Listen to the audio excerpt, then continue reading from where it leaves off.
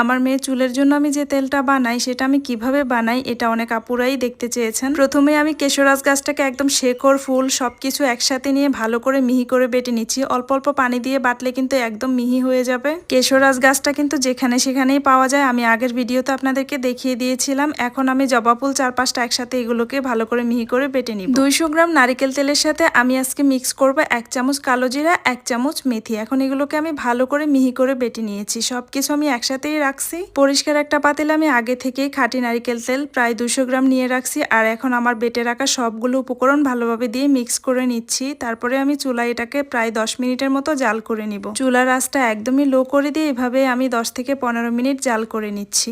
এইভাবে 10 মিনিট জাল করে নেওয়ার পর তেলটা থেকে খুব সুন্দর একটা স্মেল বের হয়, যেটা আমার খুবই ভালো লাগে। তেলটা ঠান্ডা হয়ে যাওয়ার পর একটা ছাঁকনির সাহায্যে সুন্দর করে ছেঁকে একটা বাটিতে নিছি। তারপরে আমি একটা কাচের জারে সবসময় এই তেলটাকে সংগ্রহ করি। এই তেলটা 2 বছর আগ থেকে আমি এবং আমার মেয়ে আমরা দুইজনেই ব্যবহার করি, আর আলহামদুলিল্লাহ আমরা খুব ভালোই উপকার পাচ্ছি। গোসলের 1-2 ঘন্টা আগে আমরা মা মেয়ে দুজনেই এই তেলটা ব্যবহার করি, আর গোসল করার সময় শ্যাম্পু করে ফেলি। আমার মেয়ের এই চুলগুলোকে যদি আমি দিন রাত 24 ঘন্টাও বেনি করে রাখি তারপরে একটু বাঁকা হয় না, খুব সিল্কি এবং খুব শাইনি চুলগুলো।